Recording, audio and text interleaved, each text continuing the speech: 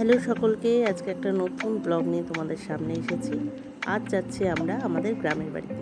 ভিডিওটা একটু পুরনো, এটা প্রায় মার্চ মাসের দিককার ভিডিও। এতদিন বাদে সময় পেয়েছি এটাকে এডিট করা। তো দেখতে পাচ্ছ আমরা আস্তে আস্তে এগিয়ে চলছি। এটা হিরন ব্রিজ। হঠাৎ করে আমাদের প্ল্যানটা হয়েছে একটা পুজো দেওয়ার জন্যই আমরা যাচ্ছি। অফ টাইমে তো আমরা বিশেষ যাওয়া হয়ে ওঠে না আমাদের গ্রামের বাড়িতে। তো এই ঠিক শুধুমাত্র এই একটা পুজোর সময় আমরা যাই, কালী পুজোর সময়টা। তো এইবার আমরা অফ টাইমে বাবা, মা, শ্বশুরমশাই, ছেলে, আমি, বিপ্লব মিলে যাচ্ছি হচ্ছে গ্রামের উদ্দেশ্যে।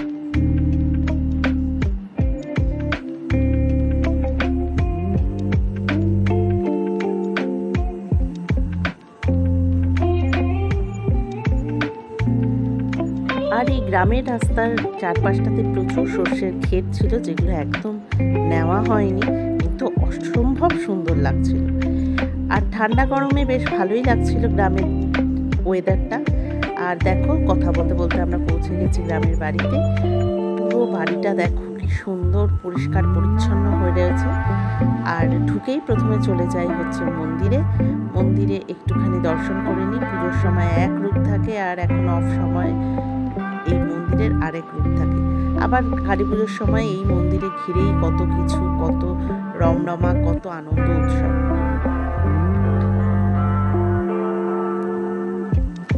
মন্দিরে কিছুক্ষণ টাইম কাটিয়ে তারপরে আমরা আস্তে আস্তে ঘরের দিকে যাই। অনেকদিন বাদে বাদে ঘরে আসা হয়, তাই জন্য ঘরদোর একটুখানি অগোছালো হয়েই থাকে। তবে চেষ্টা করা হয় যে যতটা সম্ভব গুছিয়ে রাখার।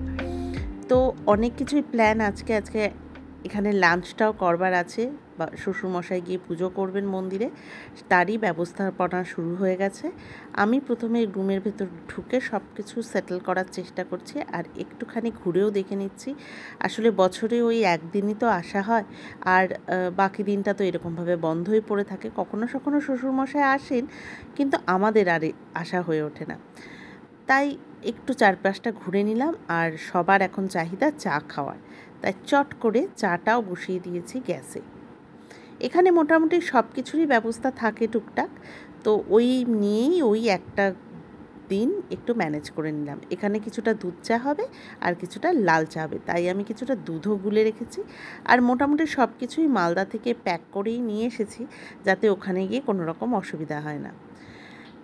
দেখতে দেখতেই সমস্ত রান্নার অ্যারেঞ্জমেন্ট শুরু করে দিয়েছি, যেহেতু দুপুরবেলা লাঞ্চ করে আমরা আবার ফিরে যাব মালদায়।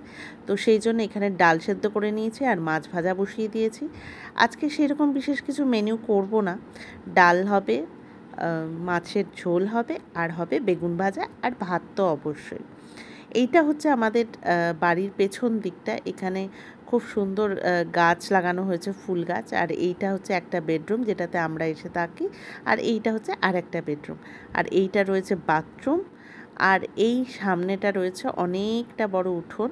বাঁদিকেও রয়েছে প্রচুর ফুল গাছ। এগুলো আবার ঠিক কালী পুজো আসার সময় আবার ফুলে ফুলে ভরে যাবে। আর এই পাশে দেখেছো কত বড় একটা তুলসী গাছের ঝাড়। আর এই হচ্ছে সামনের উঠোনটা। এখানেই কালী পুজোর সময় সমস্ত অ্যারেঞ্জমেন্টগুলো হয়। আর এই যে বিপ্লববাবু যতই হোক গ্রামের বাড়িতে এসে একটু মজা নেওয়ার সবারই ইচ্ছে থাকে। তো সেই রকমই এখানে ওই মার্শাল যেটাকে বলে, সেখানে জল চালিয়ে স্নান করতে শুরু করেছে। এদিকে মাও আমাকে একটু রান্নাবান্নায় হাত লাগাতে শুরু করেছে। আর দেখো চারপাশটা কি সুন্দর হয়ে আছে, স্নিগ্ধ, শান্ত। আর আমরা যেই এসেছি অমনি দেখো গ্রামের সমস্ত লোকজন চলে এসেছে আমাদের সঙ্গে দেখা করতে। এখন দুপুরবেলা আমাদের খাওয়া দাওয়া হয়ে গেছে। খাওয়া দাওয়া হওয়ার পর একটুখানি ওই গ্রামের আশপাশটা দেখতে বেরিয়েছে, অনেকের সঙ্গে দেখা করারও থাকে। তো এইটা হচ্ছে আমাদের বাড়ির জাস্ট পেছন দিক। এইখান দিয়ে ওই বাড়ির পাশ দিয়েই যাওয়া যায়। আর এখানে রয়েছে হচ্ছে একটা পুকুর। যদিও পুকুরটা বুঝে গেছে, কিন্তু তবুও ওটাই একটু দেখতে এসেছিলাম যে এখানে কি কি প্ল্যান করা যেতে পারে। অ্যাকচুয়ালি আমরা প্ল্যান করছি যে এখানে কিছু গাছপালা লাগাবো। সেই কারণেই আর কি আমি আর বিপ্লব মিলে এই পেছনটা দেখতে এলাম। দেখা হয়ে যাওয়ার পর আবার বাড়ি ফিরে আসার পালা। তো তো সেই জন্য আমরা সবাই প্রিপেয়ার্ড হয়ে গেছি। এই দেখো সব কচিকাচারা দেখতে এসেছে, আর আমি তো অবভিয়াসলি সামনে বসে সবাইকে টাটা বাই বাই করার জন্য ওয়েট করছিলাম। আর ওই টাটা বাই বাই করতে করতে এখন আমাদের মালদা ফেরার টাইম হলো। সকালবেলা বেরিয়ে একদম ঝটিকা সফর সেরে আবার সন্ধে হওয়ার আগেই আমরা রওনা দিলাম হচ্ছে বাড়ির উদ্দেশ্যে।